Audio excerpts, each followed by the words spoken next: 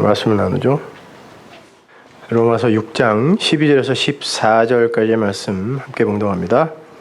그러므로 너희는 죄로 너희 죽을 몸에 왕노릇하지 못하게 하여 몸의 사욕을 순종치 말고, 또한 너희 지체를 불의의 병기로 죄에게 드리지 말고, 오직 너희 자신을 죽은 자 가운데서 다시 산 자같이 하나님께 드리며 너희 지체를 의의 병기로 하나님께 드리라.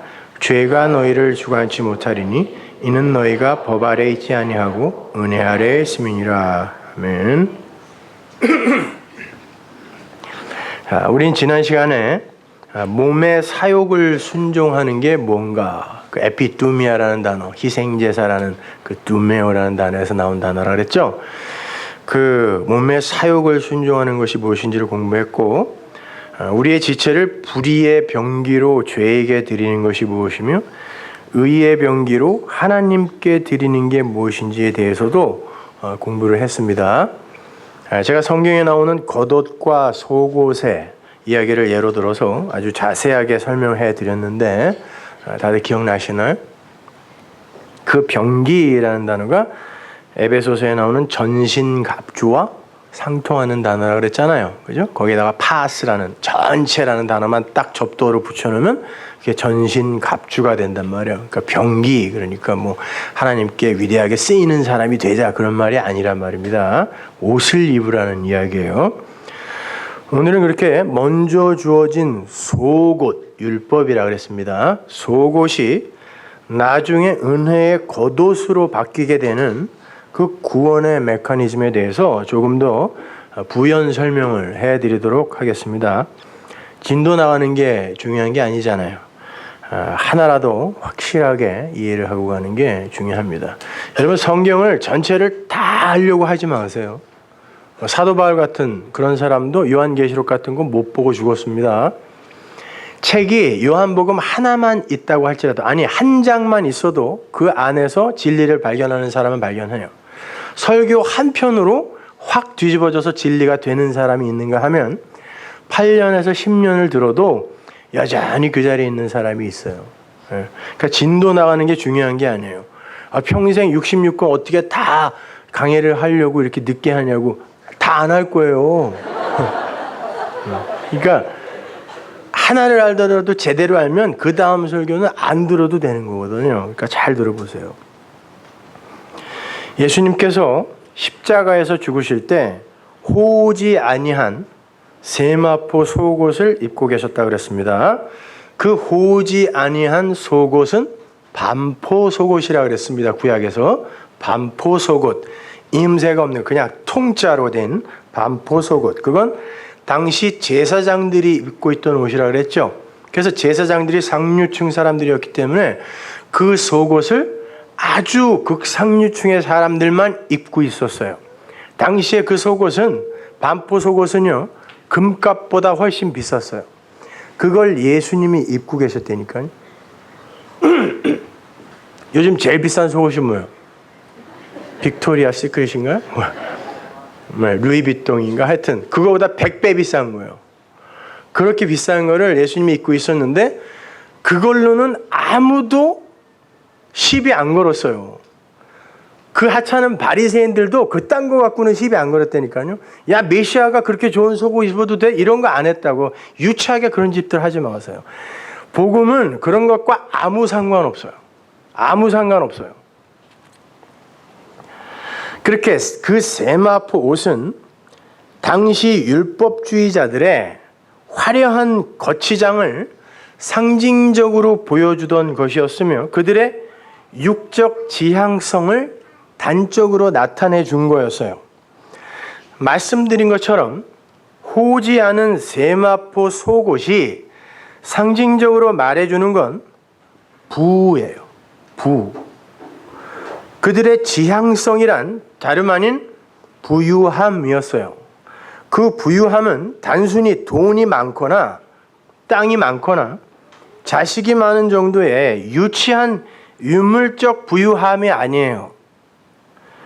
물론 그러한 것들이 포함이 안 된다는 건 아니지만 성경에서 말하는 부는 그렇게 간단한 내용이 아니에요. 성경이 금하는 부자는 안 된다 그러잖아요. 왜? 자주. 그러니까 부자들이 돈 없는 것처럼 그냥 이렇게 가면 쓰고 와서 교회에서 나 돈 없어 막 이런 경우가 있었어요. 예전에는 진짜로. 그 부자가 아닌데 혹시 사람들이 손가락질할까 봐 성경이 말하는 부는 나라는 존재의 가치 상승을 위해서 행하는 모든 사유와 행동, 그리고 거기에 소용되는 자원과 재료 등을 총칭하는 개념이에요. 그것을 행하는 자도 부자고, 그것을 행하기 위해 땅의 것을 의존하는 자도 부자예요. 성경은 그러한 부자들의 모습을 이스라엘의 율법주의와 그들의 축약으로 등장하는 바리새인들을 통해서 보여주고 있는 거예요. 여러분, 바리새인들이 다 돈이 많은 부자가 아니었습니다. 근데 성경은 그들 전체를 부자라 그래요. 그들은 굉장히 금욕적인 사람들이었고 청빈한 사람들이었어요. 그리고 일주일에 2번씩 금식해서 그 돈으로 남을 도와주던 사람들이었단 말입니다. 근데 성경은 그들을 부자라고 한단 말이에요. 그래서 예루살렘 성전이 모두 금으로 덮여 있었던 거예요. 상징이에요. 성전의 모든 기명들도 다 금으로 덮여 있었어요. 성경은 율법주의 이퀄 맴몬이라는 그런 공식을 그런 그림으로 보여주고 있었던 거예요. 그것들의 실체는 기실 모두 쓸모없는 조각목들이었잖아요. 하나님이 일부러 그 조각목을 가지고 성전을 지으라 그래요. 조각목은 가시나무예요. 그건 땔감으로도 못 씌우는 거예요. 거기다가 금을 입혀서 성전을 만들라고 하셨단 말이에요. 그런데 그러한 것에 겉만 번드르르하게 금도금을 해놓은 헛것, 이걸 율법주의라 그래요. 물론 그건 역으로 쓸모없는 조각목에 말씀의 금, 말씀의 기름, 그 금과 기름은 같이도 혼용해서 쓴다 그랬습니다. 왜? 올리브 기름이 짜서 놔두면 금처럼 노랗게 변했거든요. 기름, 금, 그게 덮여서 참 성전이 되는 그 은혜의 복음 이야기도 아울러 함의하고 있단 말이에요. 그거는. 근데 여러분도 아시다시피 율법주의, 그 부자, 성경이 금하는 부자, 그러니까 그 율법을 열심히 지켜서 남에게서 좋은 평판을 얻어 나의 가치를 상승시키려고 하는 것 자체가 부자라 그랬어요. 그래서 그 율법주의를 맘몬과 이렇게 동일시하여 사용한단 말이에요, 성경은. 그런데 그 율법주의의 시조가 누구예요? 아담과 하와지 누구예요? 선악과 따먹고 율법주의자, 최초의 율법주의자들이 거기서 나왔잖아요. 선악의 주체가 돼요. 내가 이제 선악 판단을 할 거야가 율법주의예요. 아담과 하와죠. 그리고 모든 인류는 그 씨에서 나왔단 말이에요. 그러면 그 씨에서 나온 모든 인류가 다 뭐다? 부자예요. 부자. 여러분 다 부자예요. 당당하게 사세요. 당당할 일도 아니지만 다 부자예요. 모든 인간이 다 죽어야 할 부자들인 거예요. 하나님께서 생명나무 실과를 막아버리면서 뭐라 그러죠? 이들이 손을 들어 저 생명나무 실과를 따먹을까 봐라 그래요. 그죠? 그들이 손을 뻗어 저 생명나무 실과를 따먹을까 봐 사라흐 야드 라카흐, 이게 탐심이란 뜻이에요. 부자 되고 싶은 마음. 하나님이 그 단어를 거기다 쓰신다니까요. 선악과를 따먹자마자 이들이 부자가 되고 싶어하는 탐심을 갖더라는 거예요. 단순히 그들이 돈을 많이 벌어서, 그때 무슨 돈에 대한 개념이 있겠어요. 남들보다 더 부유하게 살자. 달랑 인간은 아담과 하와밖에 없었는데 그런 부가 아니란 말이에요. 근데 거기에 사라흐 야드 라카흐 탐심이라는 단어가 나온단 말입니다. 그렇게 자기의 선악의 구조 속에 빠진 자가 자기의 열심과 노력을 바탕으로 자기의 손을 뻗어 자기의 생명, 가치를 쟁취하려고 하는 그 마음이 탐심인 거고, 그러한 탐심으로 자기의 생명을 쌓고 성숙시키고 완성해 가고 있다라고 생각하는 모든 자들이 다 부자예요. 성경이 말하는 부자. 예수님께서 당신을 쫓겠다고 찾아온 부자 청년에게 하시는 말씀들을 한번 잘 떠올려 보세요. 그 부자 청년이 무엇을 해야 영생을 얻을 수 있습니까? 라고 물었어요. 행위로 접근하는 거예요. 무엇을 해야, 어떤 선한 일을 해야 구원을 얻을 수 있습니까? 그랬더니 예수님이 뭐라 그래요? 선한 분은 하나님이다. 선문답 같죠? 뭐예요? 무슨 이야기예요 이게? 그거는 나도 선한 존재가 아니야, 하나님만 선해라는 존재론적 해석이 아니라, 야, 무엇을 해서, 어떤 선한 일을 해서 구원에, 영생에 이르는 게 아니라 선한 존재에 의해 영생은 주어지는 거야를 설명하는 거예요. 선한 분은 하나님인데 넌 어떻게 선한 행위를 나에게 물어봐? 그러는 거예요. 그 청년이 뭐라 그래요? 자기는 어려서부터 모든 율법을 다 지켰다 그래요. 그러면서 10계명의 6번째 계명부터 쭉 이야기를 한다 그래요. 다 했어요. 그래요. 다 했어요. 그걸 뭐라 그런다 그랬죠? 율법을 지켜 나의 가치를 상승시키려고 하는 걸 부자. 그래서 부자 청년이에요. 그 사람이 다 지켰어요. 그랬어요. 다 지켰어요. 주님께서 그 청년에게 이야기를 해요. 그럼 네가 가진 걸 다 팔아서 남을 주어봐 그랬어요. 단순히 네 재산 다 팔아서 다 나눠주고 와. 그럼 내가 너 인정해줄게. 이런 말이 아니에요, 여러분. 그래서 재산 다 팔아갖고 패가망신한 사람 많아요. 그리고 후회하고. 그런 얘기 아니에요. 네가 어려서부터 율법 다 지켰다고? 그럼 너 부자네? 그러면 네가 갖고 있는 그거, 네가 쌓은 그거를 남한테 한번 주어봐. 어떻게 해요? 줄 수 있어요, 없어요? 못 줘요. 왜? 율법주의라는 게 뭐냐면 내가 그걸 열심히 지켜서 나의 가치를 상승시키기 위해 나 안에 쌓아놓은 거기 때문에 이건 내 거예요. 못 줘요, 절대. 아담들의 본능에 이거는 못 줘요. 그래서 그 부자가 자기 거 팔아서 가난한 사람 안 줬다라고 이야기하는 거예요. 제가 다음 시간에 그 가난하다 그리고 또 금식은 무엇인가 이런 거에 대해서 설명해 드릴 텐데, 그런 그냥 우리가 생각하는 일반적인 사전적 개념의 그런 이야기 아니에요. 성경은 네가 부자잖아. 그러면 네가 가진 거 한번 주어봐 그랬더니 못 줘요. 그죠? 줄 수가 없어요. 율법은 모두 그 아가페의 사랑, 그 하나로 수렴되는 거죠. 예수님이 말씀하셨잖아요. 율법은 하나님 사랑이고 그와 똑같은 게 뭐냐면 이웃 사랑이야 그랬잖아요. 그 다음은이 아니에요, 여러분. 그 둘은 똑같은 거야 그랬어요.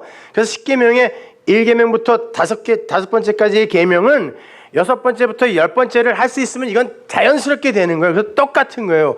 그래서 예수님이 오시기 전에는 1부터 5까지만 사람들한테 이야기하고 설명하고 6번째부터는 예수님이 오셔야만 가능하기 때문에 제명만 다 달아놓은 거고 예수님이 오셔서 산상수훈에서 설명하는 거란 말이에요. 그러니까 하나여야 돼요. 율법은 하나란 말이에요. 사랑이란 말이에요. 사랑. 그러면 그 율법을 다 지켰습니다. 그 진의를 알고 율법을 다 지켰습니다 라는 그 사람은 사랑을 가진 거죠. 그러면 그 사랑을 흘릴 수 있다 없다? 있어요. 그런데 그는 율법의 그 진의인 사랑으로 율법을 지킨 게 아니라 엉터리로 그 율법을 세목으로 지켰기 때문에 줄 수 있는 게 없는 거예요. 왜? 그건 내 거거든요. 내 가치를 상승시키기 위해 내가 쌓은 거기 때문에 남을 주면 안 되지. 그걸 어떻게 줘요? 못 주는 거예요. 여러분, 진리라는 건 하나여야 진리예요. 그리고 변하면 안 돼요. 근데 변하지 않는 하나는 한 분이신 그 영원으로 존재하는 하나님, 그분의 아가페, 사랑밖에 없어요. 그게 율법이란 말이에요, 여러분. 그 율법을 진짜 그 진리를 알고 지켰으면 그는 당연히 그걸 흘려주게 돼 있어요. 이게 진리예요. 이게 말씀이랍니다. 이게 예수랍니다. 라고 흘리게 돼 있다니까요.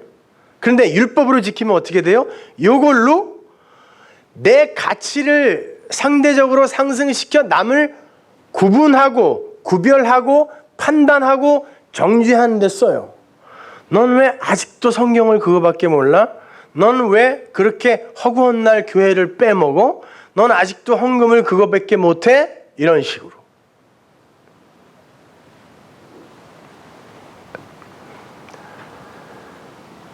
자, 그게 땅의 부자들의 딜레마예요. 그는 절대 예수 그리스도를 알아볼 수도 없고 따를 수도 없어요. 주님은 떠나가는 그를 바라보면서 그럼 누가 영생을 얻을 수 있단 말이에요? 라고 걱정하던 제자들에게 이렇게 말씀하십니다. 마태복음 19장 23절. 예수께서 제자들에게 이르시되 내가 진실로 너에게 이르노니 부자는 천국에 들어가기가 어려우니라. 다시 너에게 말하노니 약대가 바늘기로 들어가는 것이 부자가 하나님의 나라에 들어가는 것보다 쉬우니라 하신대. 제자들이 심히 듣고 놀라 가로되 그런즉 누가 구원을 얻을 수 있으리까? 예수께서 저희를 보시며 가라사대 사람으로는 할 수 없으되 하나님으로서는 다 할 수 있느니라. 여러분, 예수님이 이렇게 명쾌하게 얘기해 줬잖아요. 사람으로는 할 수 없다 그러잖아요. 그 부자 청년도 주님의 말씀이 무엇인지 알아듣지 못하고 떠났고 제자들도 주님이 말씀하시는 부자의 의미를 몰라요. 지금. 그러니까 그럼 누가 구원을 얻을 수 있습니까? 라고 물을 수밖에 없었던 거예요. 왜? 제자들은 알았어요. 화장실 갈 때 보니까 예수님이 호지하는 속옷을 입고 있어. 부자예요. 부자였어요, 여러분. 제자들은. 야고보와 요한이 예수님께 불림을 받을 때 아버지와 배에서 그물을 깃고 있었는데 거기에 삭군이 있었어요. 여러분, 그 고대 시대 때 삭군을 부릴 수 있는 큰 배를 가질 수 있는 이들은 동네에서 지주였어요. 그런데 나중에 예수님이 십자가에서 죽으시자 그들이 그 배를 어디다 감춰놨다가 도로 꺼내서 고기를 잡으러 가더라니까요. 부자였어요. 그러니까 이들이 그러는 거예요. 그러면 부자가 천국 가는 거는 낙타가 바늘기로 들어가는 것보다 힘들다면 당신도 안 되고 루이비통보다 100배 비싼 거 입고 있으니까 우리도 안 되는데 그러면 누가 갑니까? 누가 갑니까? 여러분, 이 바늘귀라는 건 진짜 우리가 바느질하는 그 바늘의 그 귀를 이야기하는 게 아니라 당시 성전에는 12개의 문이 있었죠. 요한계시록에도 이제 그거를 인용해다가 쓰는데 12은 아들의 수라 그랬어요. 야곱의 12아들에서 나오는 거라 그랬습니다. 그래서 루벤이 뭐예요? 벤호, 주다 벤호. 훌의 자손 유다가 주다 벤호잖아요. 그러니까 벤이 아들이죠. 루벤. 깨달아라, 이게 아들이야. 막내는 벤야민이죠. 오른손의 아들. 자, 이게 아들이야. 완성은 이렇게 되는 거예요. 그래서 12를 쭉 연결하면 제가 옛날에 한번 설명해 드렸는데 아들이에요. 그게 아들의 이야기란 말이에요. 어떻게 아들이 되는가. 그러니까 이 12문이 성전에 나 있는데 첫 번째 문이 양문이죠. 재물, 양들이 들어가는 문이에요. 거기 뚫려 있어요. 재물만 성전 안으로 들어갈 수 있어요. 맨 마지막 문이 한밉간 문이라는 거예요. 느헤미야서에 보면 나오죠. 딱 한 번 나오는데 그거는 심판의 문이에요. 근데 그 12문 중에 바늘귀 문이라는 게 있어요. 근데 그 바늘귀 문은 밤에 살짝 열려 있어요. 모든 문이 다 잠겨 있고 양의 문만 이렇게 양들이 들어가는 거니까 닫을 수가 없죠. 그리고 그 바늘기 문만 열려 있는데 사람만 이렇게 한 명 들어갈 수 있어요. 밤에. 낙타는 못 들어가요. 예수님이 그 이야기 하는 거예요. 그 문으로 낙타 들어갈 수 있어 없어? 못 들어가죠, 당연히. 그래, 니들도 못 들어가. 아무도 못 들어가. 사람은 아무도 못 들어가. 그러는 거예요. 밤의 세상에서 성전으로 들어갈 수 있는 자는 낙타 같은 부자들은 절대 못 들어간다는 상징이에요. 그리고 하나님과 남편과 연합된 신부, 그게 뭐예요? 창세기에서 사람이라 그러잖아요. 사람. 그 사람만 하나님이 그를 품어 안아 그리스도인, 하나님과 방불한 자가 된 그들만 들어가는 거예요. 네? 그래서 거기에는 낙타는 못 들어가, 부자는 못 들어간단 말입니다.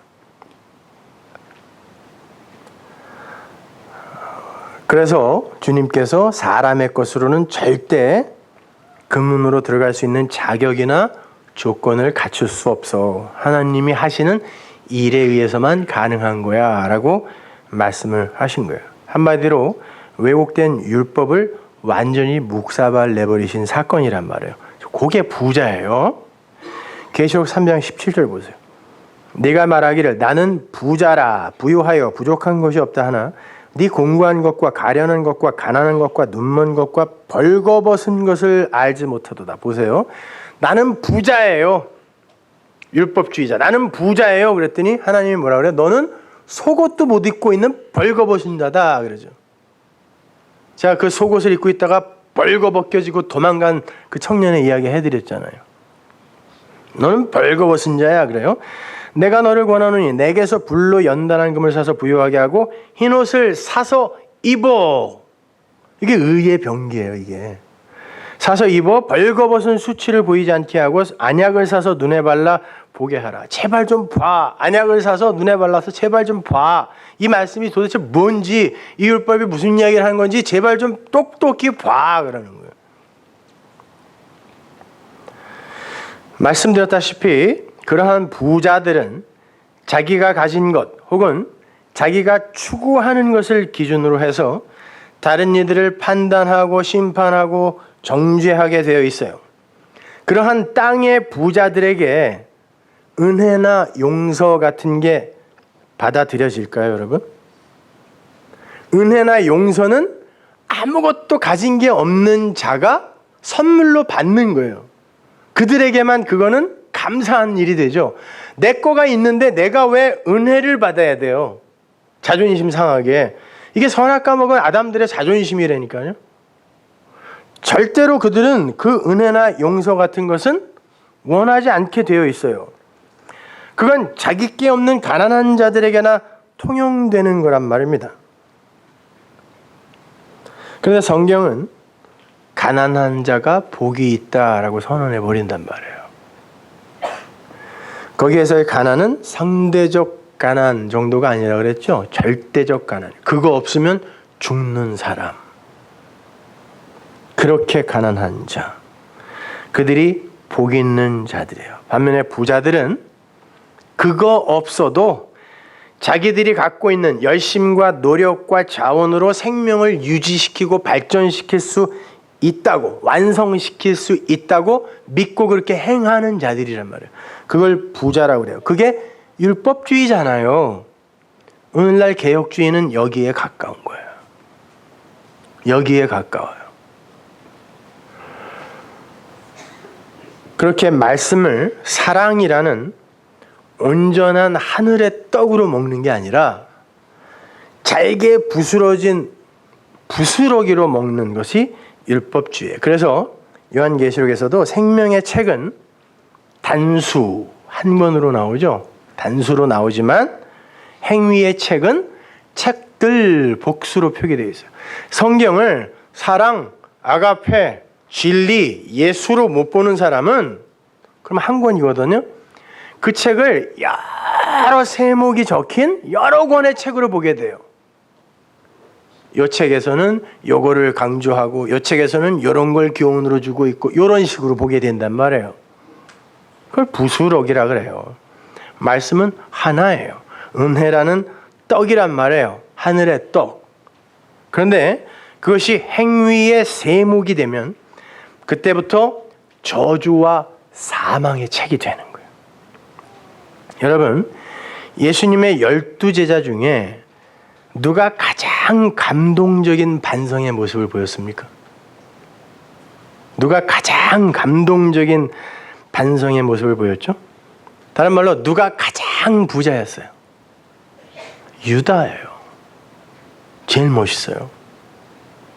생각해보세요. 12놈이 다 도망갔다니까요. 베드로는, 수제자 베드로는 욕하면서 저주하면서 부인했어요. 가룟 유다는 욕은 안 했습니다. 그런데 나머지는 어떻게 했어요? 몰래 감춰둔 배에 싹 끄집어내갖고 고기 잡으러 갔어요. 생업에 열중했다고요.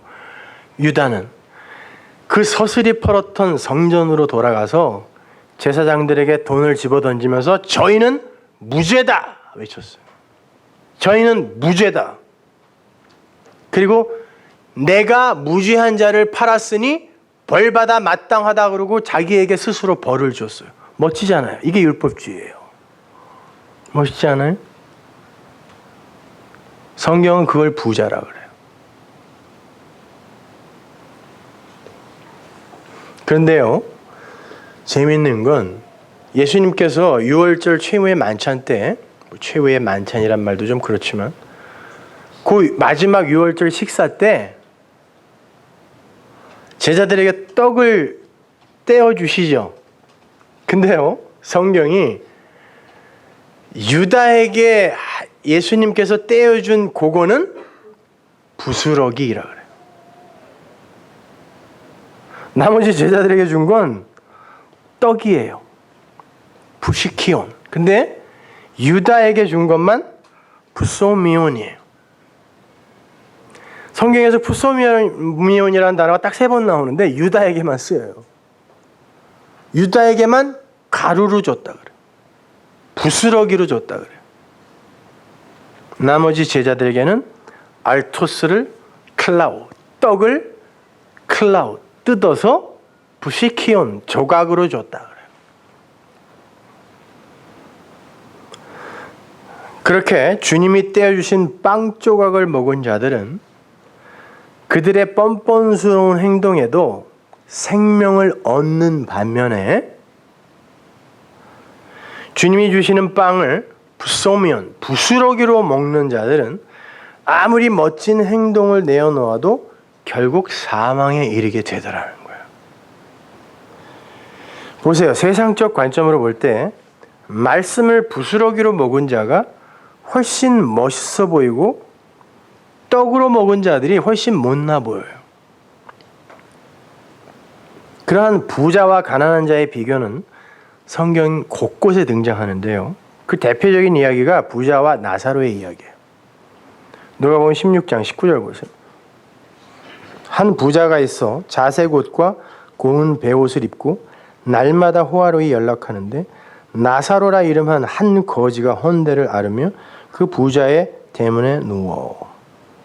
자, 부자가 나오죠. 19절에 부자, 지옥 간 부자예요. 이 부자.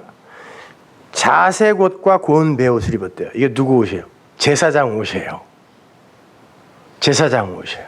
그러니까 율법주의 전체를 통틀어 지금 예수님이 두들겨 패고 있는 거예요.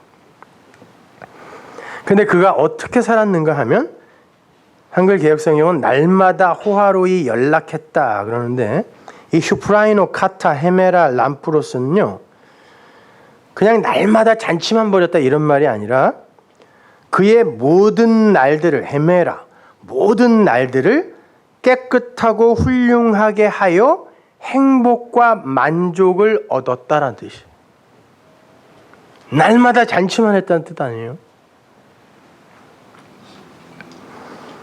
그 부자는 모든 날들을 깨끗하고 훌륭하게 만들어냄으로 말미암아 자신의 만족과 행복을 추구했다 이거예요. 그러나 그 잔치는 자기 잔치죠. 아담들의 잔치예요. 자, 바로 이 모습이 율법주의자들을 바라보는 세상 아담들의 시선이며 평가이며 실체예요. 그것이. 그죠? 사람들은 그런 잔치를 벌이기 좋아한다니까요. 그리고 행복해하죠. 사람들이 이렇게 평가해주면 진짜 개뿔도 가진 게 없어도요. 사람들이 존경해주고 칭찬해주잖아요. 안 먹어도 배불러요. 저도 해봤어요. 근데 성경은 그것도 죄라 그래요.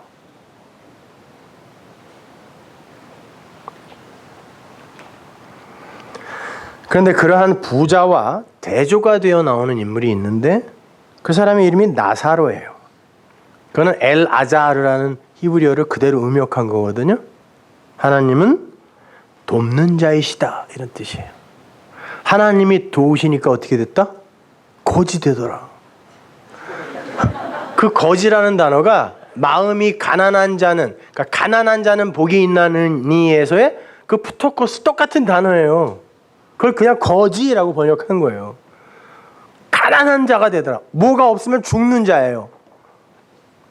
그 거지. 하나님이 도우시니까 거지가 되는 거예요.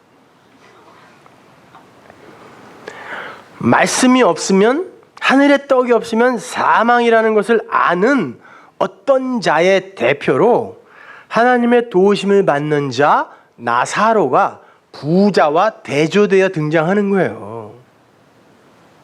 근데 그 나사로가 어떤 모습으로 그려지고 있나요? 부자의 대문 앞에 누워있다 그러죠. 그 대문이라는 단어, 펠른이라는 이 단어는 요한계시록에 많이 등장하는데 성전문을 가리키는 단어예요. 그러면 부자의 문 밖에 있다라는 건 율법주의의 대문, 옛 성전 밖에 있는 거지예요. 마음이 가난한 놈이.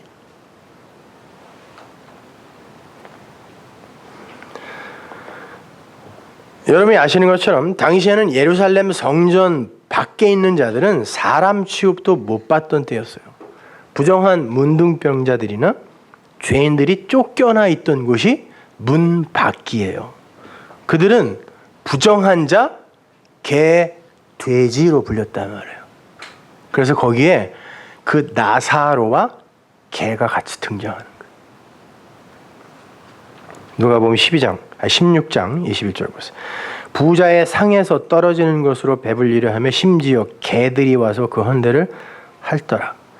여기 보시면 나사로가 부자의 상에서 떨어지는 조각, 푸시키온, 부스럭이라고 번역해놨지만 그거는 푸소미온이고 푸시키온은 조각이에요. 제자들에게 예수님이 띄워준 조각. 자, 율법주의의 대문 밖에서 성전, 옛 성전 문 밖에서 그 성전에서 떨어지는, 율법이 떨어지겠죠. 그런데 그걸 떡으로, 조각으로 받아먹는 어떤 이가 있더라는 거예요. 근데 거지, 개 취급을 받고 있더라는 것입니다.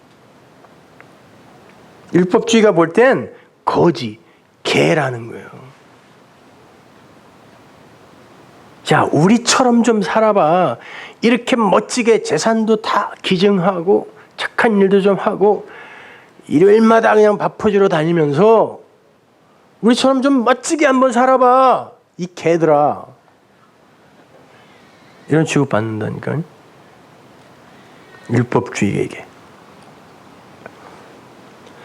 여러분, 예수님께서 당신께 귀신 들린 딸의 치유를 부탁하던 가난한 여자에게 개라고 그런 거 아시죠? 내 자녀에게 줄 걸 개한테 안 줘. 그 여자가 뭐라 그래요?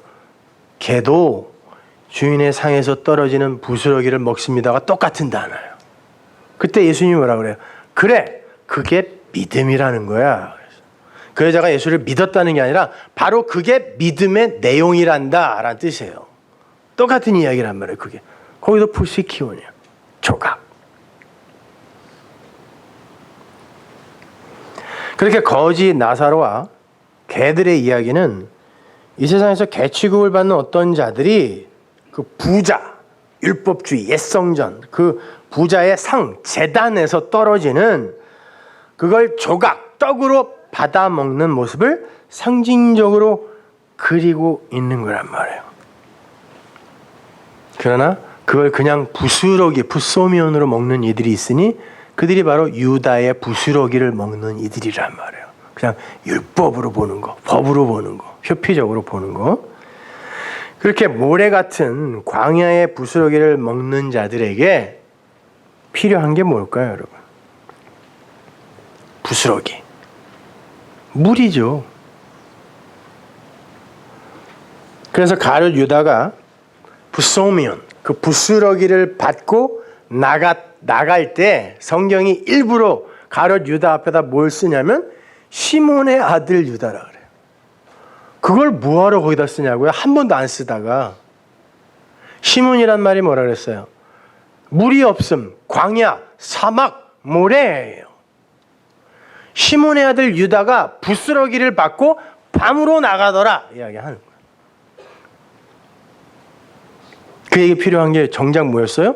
물, 정결한 물. 근데 포도주는 고가 나간 다음에 주더라는 거예요. 예수님이. 떡만 받고 부스러기로 나가버렸다니까요.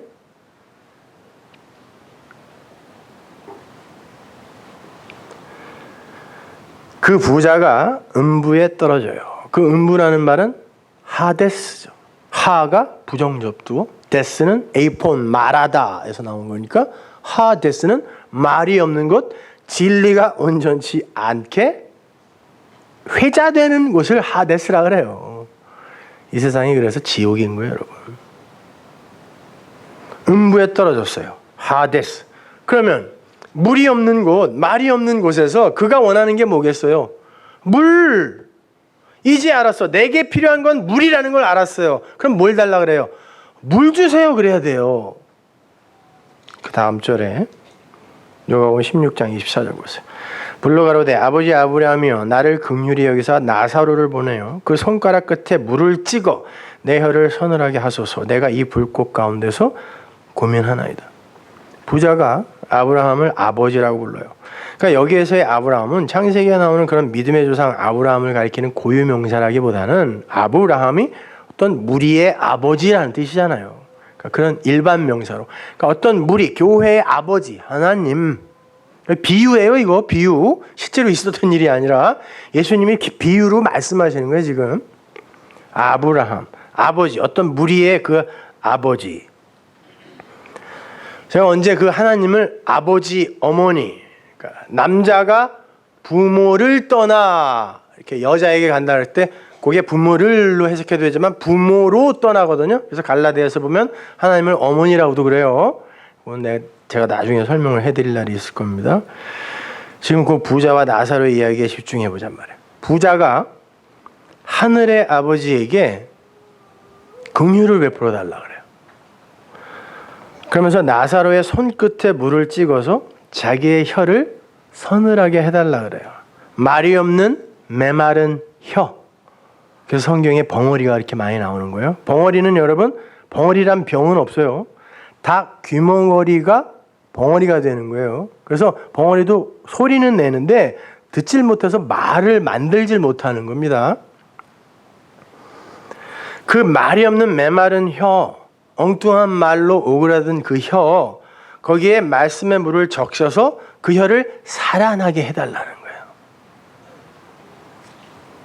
그렇다면 거기에서 그 부스러기 같은 말, 그 모래 같은 말, 그걸 옥초로 적실 수 있는 물이 뭔지 먼저 조명을 해보고 가야 되겠죠. 이 땅의 부자들은 절대로 가질 수 없는 그런 물, 그게 뭘까? 결론부터 말씀드리면 물은 진리의 말씀이에요. 성경에는 항상 위에물과 아랫물이 등장하는데 아랫물은 바다로 표기가 되어서 저주의 물로, 왜냐면 위에물의 모형인데 이게 진짜인 줄 알면 이건 저주의 물이 되는 거예요.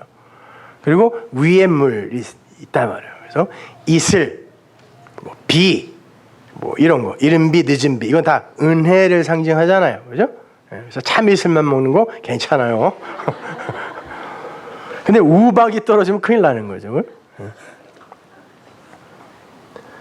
창세기 1장 1절 보세요. 태초에 하나님이 천지를 창조하시니라. 땅이 혼돈하고 공허하며 흑암이 깊음 위에 있고 하나님의 신은 수면에 운행하시니라. 하나님께서 보이지 않는 당신을 계시하시기 위해서 시간을 창조하시고 그 안에 하늘과 땅으로 하나님을 나타내기 시작하셨어요. 그러나 여기에서의 하나님도 보이지 않는 그 하나님은 아닙니다, 여러분. 엘로힘으로서의 하나님이에요. 엘로힘은 알레프가 하나님인데 그거의 복수가 엘로힘이거든요. 하나님들이란 뜻이에요, 이게. 하나님들. 그래서 뭐 어줍지 않게 뭐 삼위일체 알지도 못하면서 그딴 얘기들을 하는데 그런 얘기 하는 거 아니에요. 하나님들.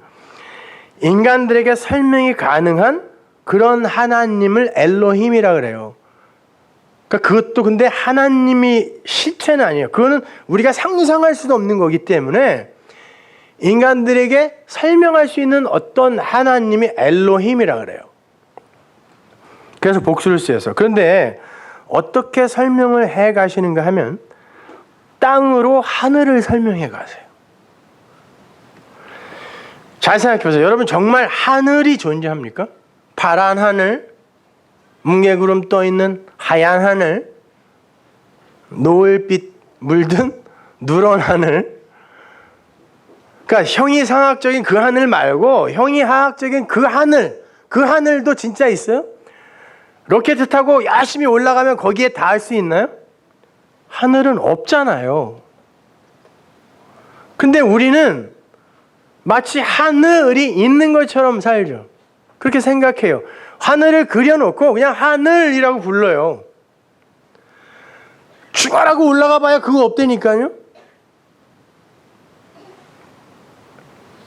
근데 사람들이 어떻게 그 하늘을 상정을 하고 추론을 하냐면 바다를 보고 하늘을 그려요. 땅의 것을 갖고 하늘을 그린단 말입니다. 마찬가지예요. 성경은 땅의 것을 가지고 하늘을 설명하는데 땅의 것에서 하늘을 읽어냈을 때 그 땅의 것을 하늘이라 그래요.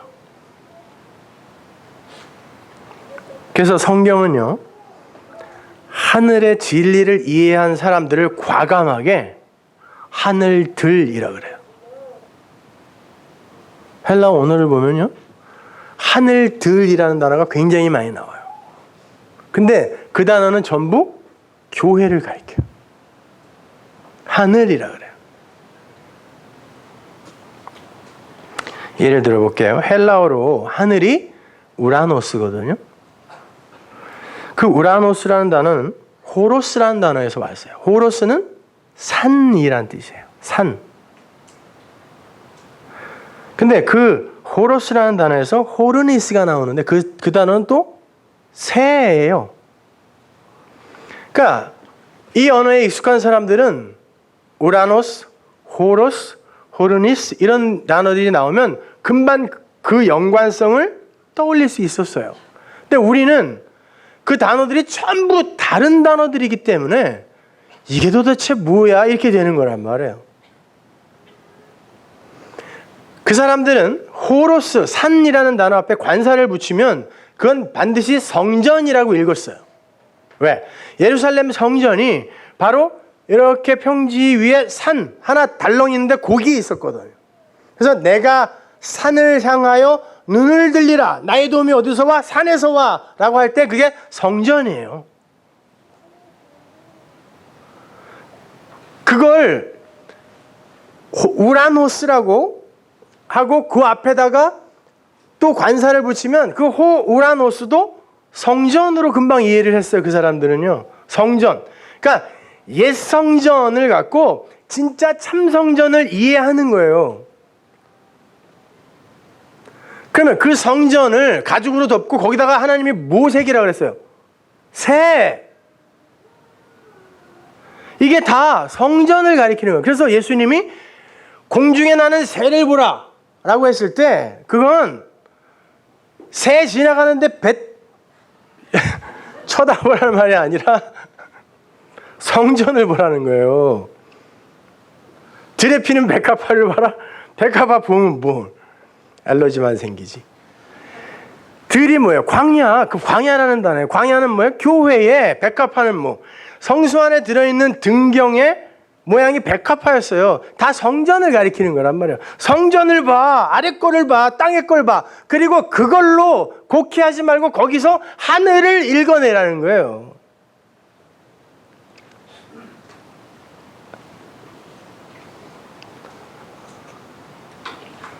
그래서 예수님께서 내가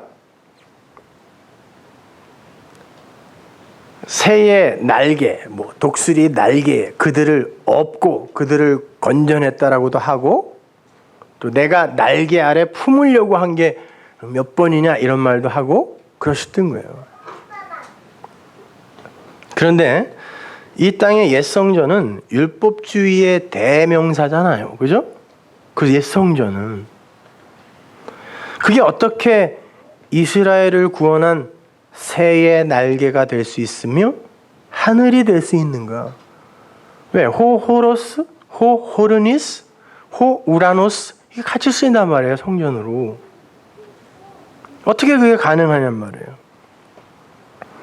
땅의 것에서, 이 모형에서 하늘의 것, 진리를 읽어내면 그걸 곧 하늘이라고 부른다니까요. 그래서 성경에 보면 그 우라노스, 하늘들이라는 단어가 그렇게 많이 등장하는 거예요. 그 하늘이라는 단어를 히브리어로 읽으면, 헬라어는 히브리어에서 이렇게 왔으니까 샤마임이거든요. 근데 그건 쉔이라는 단어와 마임이라는 단어의 합성어예요. 쉔은 거기, 마임은 물. 그래서 하늘은 뭐냐면 거기에 물이 있다라는 뜻이에요. 그걸 하늘이라 그래요. 히브리 사람 샤마임. 거기에 물이 있는 거. 물이 있는 곳, 사막을 옥토로 만들어서 생명의 실과를 맺히게 하는 곳, 그 곳이 하늘이에요. 그래서 에덴에도 굳이 네 줄기의 강이 흐르는 거예요. 나중에 요한계시록에서도 거룩한 새 예루살렘에 생수의 강이 흘러요. 그래서 전 세계에도 항상 뭐 우리나라도 4대강 유역 개발, 전 세계에서도 4대강 문명, 4대강 유역 문명. 왜 그 어마어마한 강들이 많은데 꼭 4대강이라고 이야기할까요, 여러분?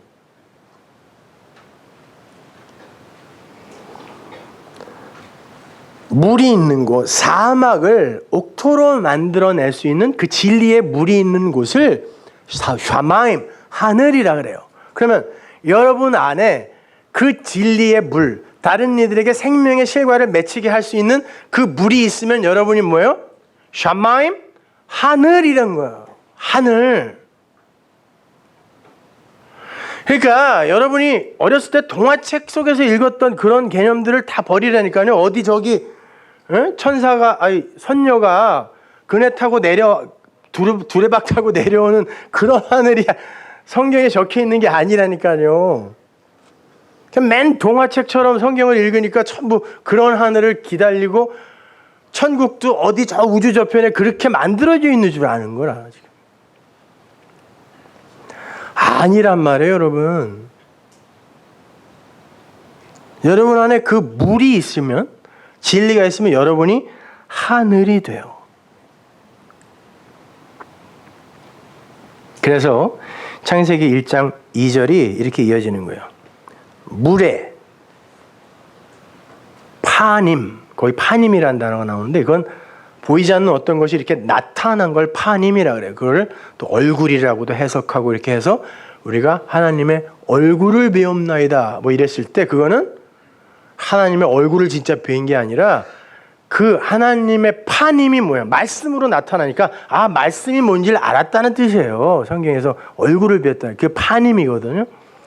그 물에 파님이라는 단어가 나와요. 파님, 나타난 걸, 보이지 않는 어떤 곳에 나타난 그 물에 파님, 나타난 걸 하나님의 신 영이라 하자 이런 말이에요.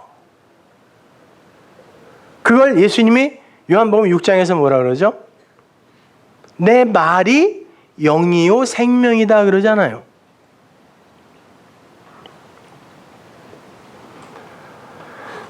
아무튼 그렇게 땅의 부스러기를 먹는 자들, 이 세상의 부자들은 물이 없어서 결국 모래로 죽는 거예요. 부스러기로 죽는 거예요. 거기에 반드시 물, 말씀, 호흡, 생기, 르와흐가 부어져야 더스트가 아니에요. 그때는 생명이 된단 말이에요. 하인 네페시 하야가 되는데 그게 빠지면 부스러기라니까요. 그들은 그 영, 말, 물이 들어가지 않으면 하나님의 말을 전부 법으로 해석할 수밖에 없는 거예요. 선악과 먹은 자니까 그게. 그래서 성경은 일관성 있게 그 이야기만 하고 있다니까요. 창세기 1장 1절부터. 그래서 요한계시록에서 용이 진리와 대적하기 위해 항상 물 밟고서요. 바다 모래. 그죠? 그리고 구약 성경에서도 바다와 땅의 경계, 바닷가 이런 것들이 많이 나오죠. 그게 뭐예요? 모래지 뭐예요? 모래.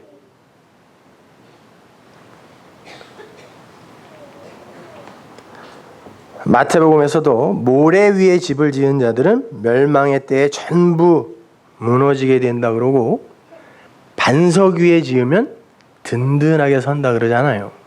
근데 여기 건축하시는 분들 계실지 모르지만 진짜 단단하게 움직이지 않게 집을 지으려면 모래 위에 집을 지으면요 굉장히 견고하대요. 그런 말 하는 거 아니에요. 예수님이 좀 건축 기술 가르쳐 주는 거 아니라니까요. 반석은 뭐예요? 추루. 그 단어 자체가 물을 내다라는 뜻이에요. 돌이라는 의미보다 반석, 추루라는 단어 자체가 물을 내다라는 뜻이에요. 모래 위에 너희들이 성전, 집을 지으면 그게 옛 성전이 되는 거고 물을 내는 그 반석 위에 집을 지으면 그게 참 성전이 되는 거다라는 뜻이에요. 어쨌든 그렇게 물이 있어야 돼요. 진리의 말씀이에요. 그건 물. 거기에 물이 있는 거. 하늘. 그 물.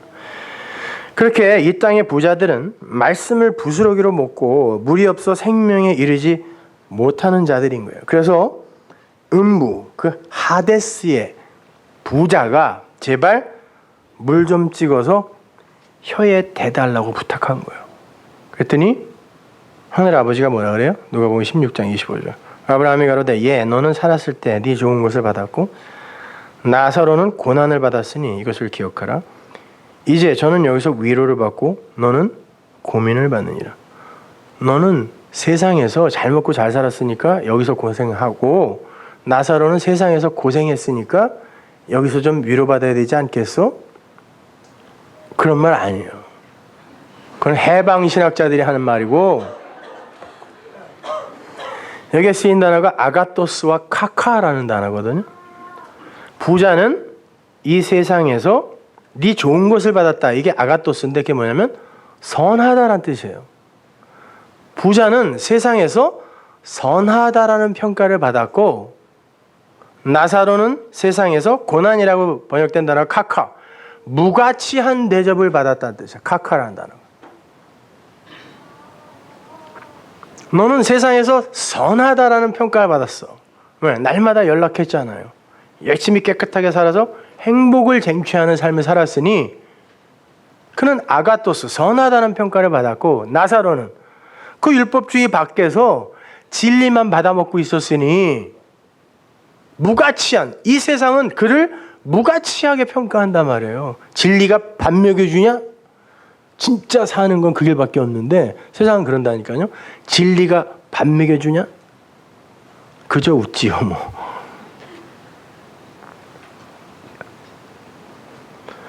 그래서 그 부자는 말이 없는 곳, 그 하데스에서 못 나간다.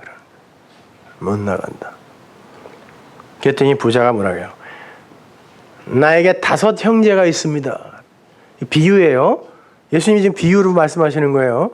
5 하면 생각나는 게 뭘까요? 왜 예수님이 6도 아니고 10도 아니고 7도 아니고 5이라 그랬을까요? 율법 이야기하는 거. 모세오경, 율법. 율법주의 전체. 형제 5이 있는데 내려가서 그들에게 이야기 좀 전해 주십시오. 그러면 그들이 믿을 겁니다. 그래요. 율법을 부스러기가 아닌 떡으로 받을 수 있을 거예요. 얘기 좀 해주세요. 그래요.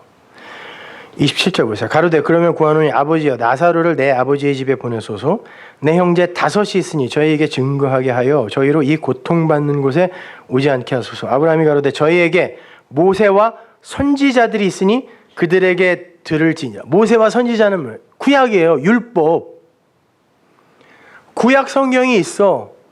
근데 거기에서 진리를 발견해내지 못한다면 그들은 너와 똑같이 이곳에 와야 돼. 그러는 거예요. 그들에게 모세와 선지자가 있다니까. 그런다니까요. 단 그 율법을 부스러기 그대로 받아들이는 것이 아니라 그 율법 속에서 생명의 떡인 예수를 읽어낼 수 있어야 돼요. 그래야 거길 모면할 수 있어요.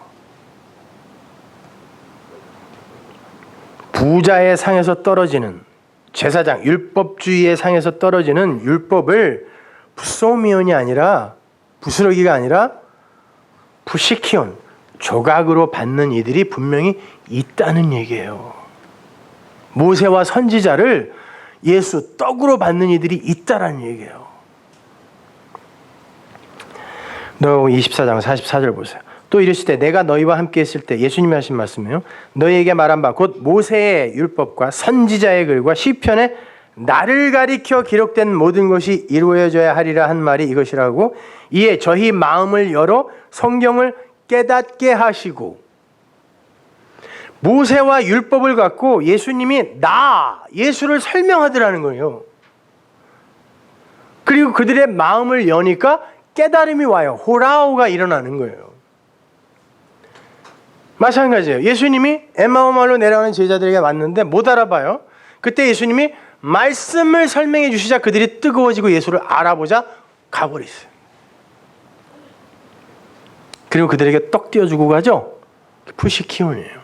괜히 떡이나 하나 먹어라 그러고 가신 게 아니라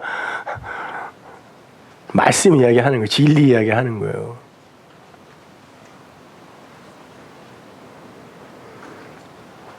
하늘 아버지가 하데스에 있는 부자에게 바로 이 말씀을 하시는 거예요. 율법 속에서 진리이신 예수를 들을 수 있어. 분명 들을 수 있어. 은혜가 가입하면. 그때 이 부자가 뭐라 그러는지 보세요. 30절. 가로되 그렇지 아니하니이다. 아버지 아브라함이면 만일 죽은 자에게서 저희에게 가는 자가 있으면 회개하리이다. 가로되 모세와 선지자들에게 듣지 아니하면 비록 죽은 자 가운데서 살아나는 자가 있을지라도 권함을 받지 아니하리라 하였다 하시니라. 그렇지 않대요. 모세와 선지자, 즉 율법에서 진리를 못 듣는다 할지라도 죽은 자가 살아나서 저희에게 가면 그들이 회개할 겁니다. 그래요. 이건 죽은 자가 살아나서 가면 그들이 신기해갖고 어떻게 죽은 놈이 살았지? 이래갖고 믿을 겁니다. 이런 말이 아니라 죽었다가 살았다는 건 예수의 십자가를 이야기하는 거예요. 십자가와 부활. 그거면 구약과 상관없이 그렇게 죽은 자가 살아나서 그들에게 가면 그들이 살아날 수 있지 않을까요? 그러는 거예요. 근데 아브라함이 뭐라 그래요? 우리의 아버지가 뭐라 그래요? 안 돼. 그들이 말씀 속에서 진리와 만나지 못하면 예수님이 죽었다가 살아나서 그들의 앞에 나타나서 그 이야기를 똑같이 해준다 할지라도 그들은 절대 네가 있는 곳에서 못 벗어난다. 하데스에서 못 벗어난다. 그런 말이에요. 그러니까 보세요. 십자가 얘기하고 부활 이야기한다고 다 기독교 아닌 거예요. 그게 뭔데요, 진짜로? 여러분, 그게 어떻게 믿겨지세요?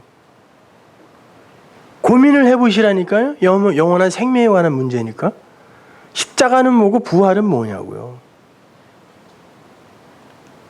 그게 여러분과 진짜 관계가 있어요? 어떻게 관계가 있는 겁니까, 여러분?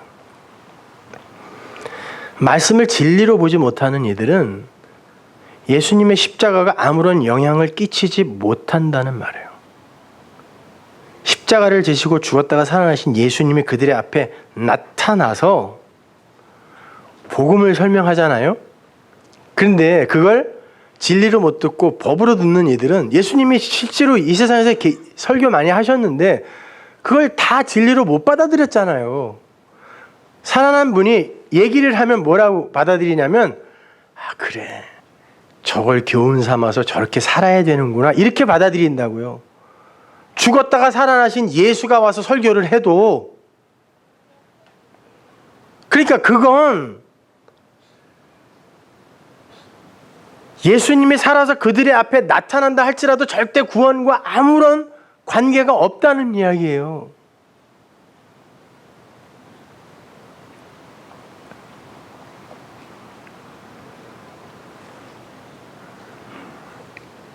그냥 그 예수를 보고 야 저분이 우리를 위해서 십자가를 지셨대. 아이 저분이 우리의 죄를 다 대속하셨대. 그러니까 저분을 열심히 섬기자. 이게 여러분의 영생과 무슨 상관이 있냐고요. 잘 생각해 보세요. 이거를 건강한 신앙이라고 착각들 한다니까요. 그리고 내가 예수를 섬기고 있고 믿고 있다라고 얘기를 해요. 저분이 내 죄를 대속하셨대. 그러니까 저분을 열심히 섬기자. 그게 여러분을 어떻게 구원하냐고요. 예? 그게 여러분을 어떻게 구원하냐고요. 그분을 섬겨서.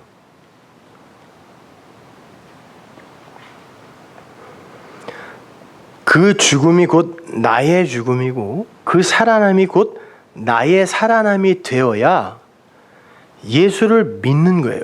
그렇게 될 때에 예수가 죽고 그리스도가 내 안에서 사는 거예요. 아, 저분은 그렇게 죽어야 되는 거였구나. 그리고 거기서 죽어야 되는 거예요.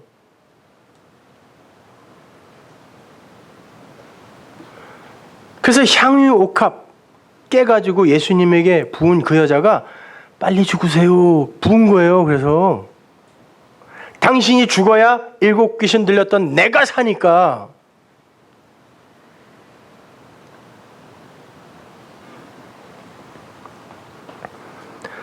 성경 말씀을 표피적으로만 해석을 해서 부스러기로 율법의 조항으로만 보는 자들은 예수님의 십자가와 부활과 아무런 상관이 없어요. 이 세상에 있는 모든 자칭 성도들이 다 십자가와 부활을 이야기해요. 축하도 하고 기념도 하고 금식도 하고 통곡도 하고 별거 다 합니다. 그럼에도 그 예수님의 십자가와 부활과 아무런 상관이 없는 사람들이 있다는 말이에요. 모세와 선지자, 즉 성경을 그냥 율법으로만 보게 되면 그건 부스러기, 물 없는 빵, 모래가 되어 그를 죽이게 되는 거예요. 그래서 반석이 추로, 생수를 내다라는 단어임에 반해서 부정한 자는 돌로 쳐서 죽여라 해서 그 돌은 에벤이에요. 그건 하나님의 벤임을 했어요. 아들 이란 뜻이에요. 그 돌이라는 단어가요. 하나님의 아들로 때려 죽이라는 거예요. 하나님의 아들 예수가 그들에게 진리로 이해가 되지 않으면 그거 맞고 죽어요. 그래서 바울이 그러는 거예요. 누구에게는 그게 거치는 돌이 된다 그래요. 예수 때문에 죽는 이들이 있다는 거예요.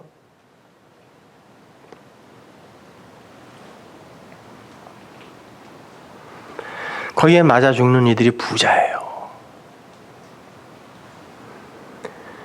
여러분 이 세상에 있는 모든 것들이 다 하늘의 모형이라고 히브리서가 이야기합니다. 그리고 로마서는 이 세상 모든 만물에 하나님의 능력과 신성이 담겨 있다 그래요. 그릇이란 뜻이죠.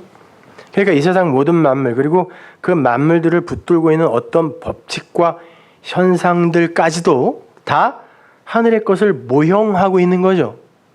그건 진짜가 있단 말이잖아요. 그럼 진짜가 있는데 모형이 있으면 이건 뭐예요? 가짜라 그래요, 이거를요. 그리고 참이 있는데 그걸 내용으로 담고 있는 가짜 그릇은 뭐예요? 거짓이에요, 이게. 그렇다고 이 가짜와 거짓이 나빠요? 이걸 통해 여러분이 그 진리를 알 수 있다면 그 하나님의 그 아가페 사랑을 알 수 있다면 그게 하늘이에요.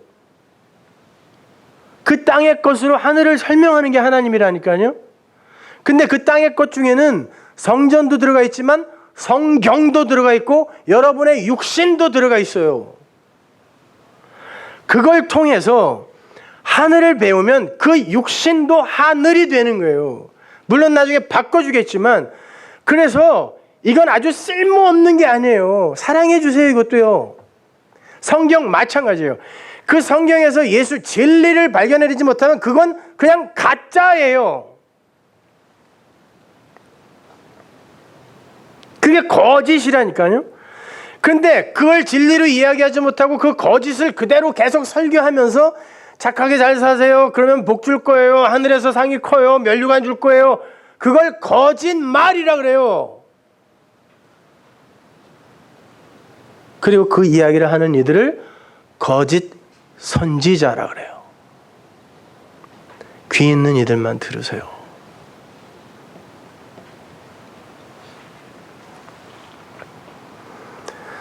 그러니까 세상이 나쁜 게 아니라 그 세상만을 진짜요 참이라 보는 이들이 미련하고 둔한 세대인 거예요. 그게 자체가 나쁜 게 아니라 껍데기를 참으로 진리로 곡해해서 그걸 열심히 지키고 추구하려 하는 그런 이들이 바본 거예요. 하여튼 인간들의 손만 가면 모든 게 다 망가져요. 그리고 재주들도 좋아요. 또 자기들이 원하는 대로 다 만들어내. 아니 하얀 양을 주고 얼룩덜룩한 양, 점 있고 흠 있는 거 그건 넣어줄게 그랬더니 기필코 그걸 만들어내더라니까. 누가? 야곱이. 발목 잡는 자, 넘어뜨리는 자, 실족시키는 자가 하얀 양을 주고 점 있고 흠 있는 거 만들어 그거 다 넣어줄게 그랬더니 만들어내더라니까요. 그래서 하나님이 찾아오는 거예요. 참 재주도 좋다. 어떻게 그걸 기필코 만들어내니? 인간들의 세상 보세요. 인간들은 기필코 만들어내요. 좀 있으면 복제고 뭐고 이제 막 되어서 새로운 종이 생길 거예요. 막 귀 이따만하고 막. 어? 근데 서서히 생겨서 나중엔 여러분이 다 그냥 인정하며 살게 될 거라니까요. 그렇게 망가져 가는 거예요, 여기는요.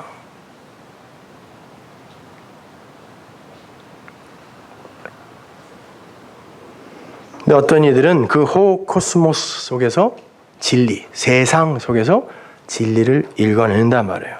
어둠 속에서 빛을 보고 거짓 속에서 참을 보며 가짜 속에서 진짜를 봐요. 요셉처럼 왕의 꿈을, 그 왕도 자기 꿈이 뭔지 모르는데 왕의 꿈이 뭐예요? 이 세상이잖아요. 한시적인 거. 꿈이라는 건 항상 깨기 때문에 꿈이잖아요. 안 깨면 꿈 아니죠, 그게. 왕의 꿈을, 세상에서 왕 되고 싶은 자들의 꿈을 하나님의 뜻으로 읽어내는 이들이 반드시 있는 거예요. 세상 속에서, 이 꿈 같은 세상에서 그걸 하나님의 뜻으로 해석해내는 이들이 반드시 있단 말입니다. 그들을 성도라 그래요. 무엇을 보고 믿는 게 아니라 그 에이돈, 봄, 그 에이돈 속에서 후라오, 깨달음에 도달하는 이들이 있더라는 거예요. 율법이라는 껍데기에 묶여서 성경을 무서운 율법책으로 보는 이들이 있는 반면에 그 속에 들어있는 하나님의 사랑을 읽어내면서 자유의 함성을 외치는 이들이 있는 거예요. 예수님 당시 유대인들처럼 진짜 살아계신 예수를 보고서도 율법에 묶여서 그 예수를 부정하는 사람들이 있고, 우리처럼 예수를 본 적도 없는데 말씀을 통하여 그 예수를 보는 이들이 있다라는 거예요. 말씀을 통하여.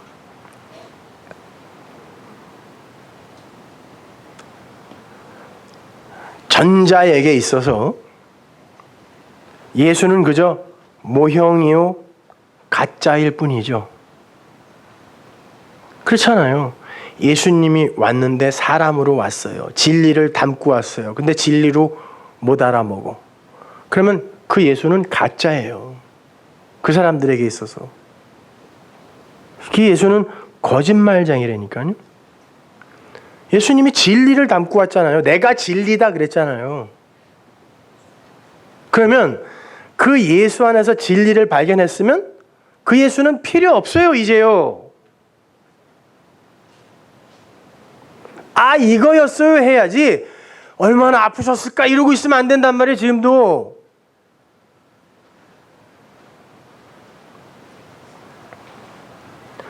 우리는 그 진리의 그릇으로 오신 예수를 통해서 하나님인 진리를 깨달아야지 그 예수라는 껍데기를 숭앙해서는 안 되는 거예요. 진리를 아는 이들에게 있어서 역사적 예수와 십자가는 파님, 쇼에 불과한 거예요. 그게 가치 없다는 게 아니에요.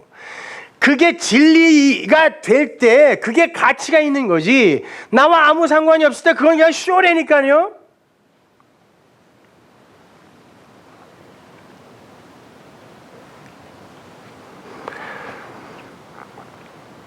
예수님께서 부활하셔서 제자들에게 나타나셨을 때 가장 처음 하신 일이 뭐예요? 설교예요. 평강이 있을지어다 그랬죠. 그거는 무슨 예수님이 야 이제 내가 살아났으니까 안심해 이렇게 말씀하셨다라는 걸 거기다 적어놓은 게 아니에요. 예수님의 설교를 또 적기가 뭐하니까 성경 기자들이 평강이다. 에이렌의 휘민 너희들은 평강이다. 이렇게 한 어구로 어떤 걸 축약해서 설명한 거예요. 근데 평강 에이렌가 뭐라고 했어요? 소가 멍에를 두 마리가 항상 맨다 그래서 히브리 소는 멍에를 소 두 마리가 함께 메고 한 방향으로 가는 걸 형상화시켜서 그려놓은 게 에이레나라는 단어예요. 요걸 하나님이 이루신다 그래서 소예요. 그러니까 평강이다 그러면 예전에 제가 한번 설명해 드렸는데 열왕기상 9장에서 성전 짓기가 완료된 거를 성경이 한 단어로 샬롬이라 그래요. 평강이라 그래요. 진짜 성전이 완성되었을 때 그걸 평강이라 그래요. 누구에 의해서? 하나님에 의해 완성됐을 때 야 이제 이게 진리가 완성됐구나. 하나님의 뜻이 언약이 완료가 됐다라고 했을 때 그걸 평강이다 그래요. 그때 그 평강에 의해 존재하게 되는 게 교회잖아요. 그래서 예수님이 오시자마자 부활하셔서 이제 이 일이 끝난 거예요. 너희가 평강이다 그러는 거예요. 에이렌의 휘민 설교를 하신 거예요. 그랬더니 그들이 예수님을 알아먹죠. 평강이다 그러니까 알아먹었어요. 처음엔 못 알아먹잖아요. 근데 그 자리에 도마가 없었어요. 잠깐 화장실을 갔는지 어딜 갔는지 하여튼 그것 때문에 이 사람은 지금까지도 의심 많은 도마로 낙인이 찍혀가지고 아니 뭐가 의심 많은 도마요. 나라도 안 믿겠네. 나는 못 봤는데 아니, 나머지 제자들이 봤다는 거예요. 그럼 나한테도 보여줘. 그럼 나도 믿을게. 당연히 그래야죠. 그 제자들을 불과 며칠 전까지 누가 높으냐 서로 싸우던 제자들을 어떻게 믿냐고요. 예? 예수님 잡혀가는 그날까지 누가 높은 자리에 올라갔자 싸우던 고놈들을 어떻게 믿냐고요. 아, 당연히 난 니들 못 믿어. 난 보면 믿을 거야. 그랬단 말이에요.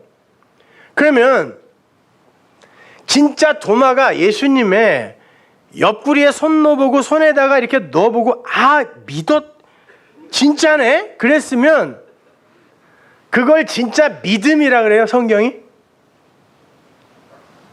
아니에요. 그러면 성경 자체에서 충돌이 일어나요. 저도 예전에 그 원문을 공부하기 전까지는 그냥 당연히 번역본들만 읽으니까 야, 참 의심도 많은 놈이다. 어떻게 예수님을 안 믿냐? 그리고 어떻게 옆구리에다 손까지 넣어봐. 근데 아무리 찾아봐도 손을 넣어봤다는 대목은 안 나와요.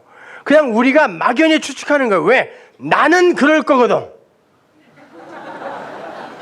그죠? 성경 어디에 도마가 거기 놓았다는 말이 나와요. 그러면 믿음이라는 정의를 성경이 다시 내려야 돼요. 여러분이 눈에 보이는 것으로 믿게 되면 그게 율법주의가 된다니까요. 아니에요. 거기서 호라오 깨달아지는 거를 내가 신앙하는 거예요. 진리를 신앙하는 거란 말입니다. 그래서 도마가 거기다 손을 넣어봤으면 안 되는 거예요. 이거는. 그래서 다시 원문을 찬찬히 보니까 안 넣었어요. 그리고 평강이다 휘민, 이 말씀을 듣자마자 도마가 호라오 했다 그래요.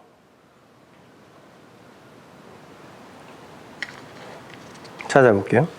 요한복음 20장 25절 보세요. 다른 제자들이 그에게 이르되 우리가 주를 보았노라 하니 도마가 가로되 내가 그 손의 못자국을 보며 내 손가락을 그 못자국에 넣으며 내 손을 그 옆구리에 넣어보지 않고는 믿지 아니하겠노라 하니라. 여드레를 지나서, 그러니까 8일째에, 팔은 새로운 시작이죠. 안식 후 첫날이니까 일부러 이런 숫자를 넣는 거죠. 제자들이 다시 집 안에 있을 때 도마도 함께 있고 문들이 닫혔는데 예수께서 오사 가운데 서서 가라사대 너희에게 평강이 있을지어다 하시고 도마에게 이르시되 네 손가락을 이리 내밀어 내 손을 보고 네 손을 내밀어 내 옆구리에 넣어보라. 그리하고 믿음 없는 자가 되지 말고 믿는 자가 되라. 그리하고라는 말은 없어요 원래. 도마가 대답하여 가로되 나의 주시면 나의 하나님이시니이다. 넣어봤다는 말 없어요. 예수님이 뭐라고 말씀을 하시자 금방 도마가 혹 curious 하나님이네 그랬어요.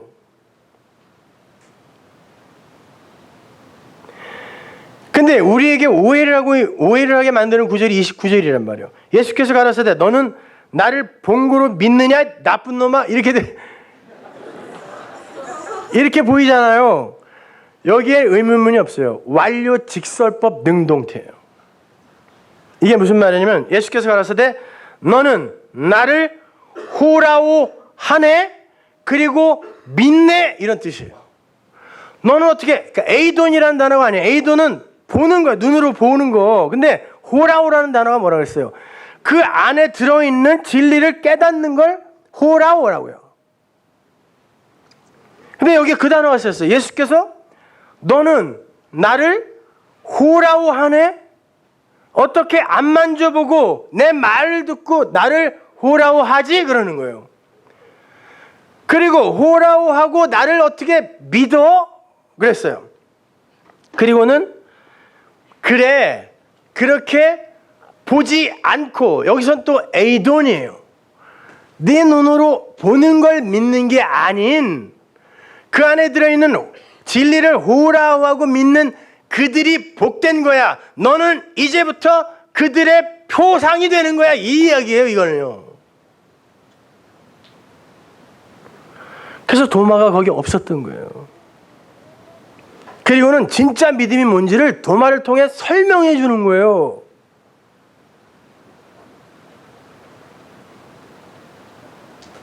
아니 보이는 거 그까지 그 손가락 넣어보고 믿는 거 이게 무슨 믿음이냐고요. 그거는요 조금 있으면 또 금방 실증하고 또 금방 의심해요. 그렇게 인식하여 믿은 건.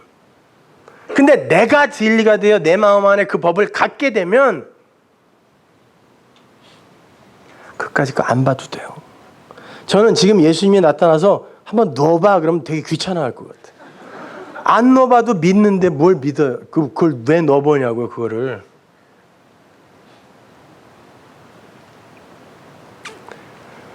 여러분 믿음이라는 건 그런 거예요. 눈에 보이는 거 신비주의자들 한번 보세요. 여러분들이 이제 말씀을 조금 이해하기 시작하니까 미친 짓처럼 보이지 않아요? 그게 무슨 믿음입니까? 근데 더 나아가 그냥 호코스모스, 세상이라는 걸 그냥 눈에 보이는 대로 보고 예수를 향한 열심을 내놓는 그것도 역시 보고 믿겠다라는 거예요. 보이는 것만 믿고 보이는 곳대로 행하겠다 이거. 아니에요. 그 안에서 진리를 보셔야 돼요. 그리고 그 진리가 되셔서 여러분이 하늘이 되는 거예요. 그래서 베드로도 그러잖아요. 우리가 거룩한 나라, 네가 천국이야. 네가 하늘이야. 그러잖아요. 그게 내 안에 진리로 사랑으로 딱 간직되어 있어 보세요. 물론 우리 육이 늘 방해를 하고 우리를 계속해서 넘어뜨리지만 뭐 부러운 게 있어요, 여러분? 뭐 대단하게 이렇게 부끄러운 게 있냐고요. 이까지 몸뚱아리에 일어난 일을 뭘 그렇게 부끄러워하고 상처로 갖고 있고 또 이까지 몸뚱아리에 두른 그런 금태가 뭐 그렇게 자랑스럽냐고요. 내 안에 그 진리가 진짜인데 그게 진짜 생명인데 다른 거에 눈 두지 마세요. 그렇게 되면 그냥 혼자 있어도 괜찮아요. 교회 와서 꼭 무슨 교제를 하고 뭐 이래야 돼요. 구역을 만들어 달라고 하는데 그거 꼭 만들어야 돼요. 만들어서 뭐 하려고? 쌈박질이나 하지. 그냥 편안하게 마음에 맞는 사람들끼리 그냥 재밌게 교제하세요. 그런 거 하면은 또 그거 담당하는 목사 하이어하고 뭐 이래야 되는데 목사는 말씀을 전하는 사람이지 그렇게 교인들 관리하는 거 아니에요. 뭘 관리해서 왜 잡아놓으려고 그래 이거를. 자리도 없는데. 이해 안 되는 사람은 빨리빨리 딴 데로 가야지. 그러면요 혼자 있어도 행복해요. 괜찮아요. 뭐가 외로워요?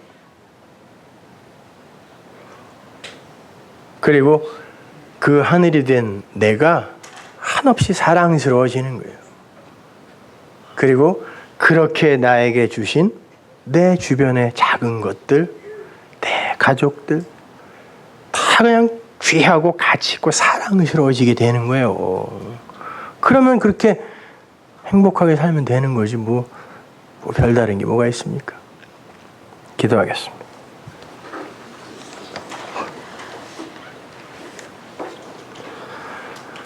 하나님 감사합니다. 어떻게 우리를 하늘이라 불러주십니까?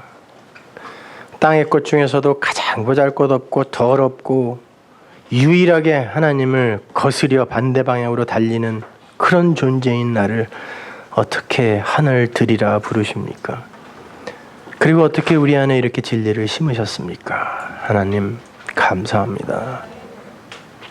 그렇게 자유롭고 행복하게 우리 하나님, 그 하나님과 온전히 하나 되는 그날 기다리게 하옵소서.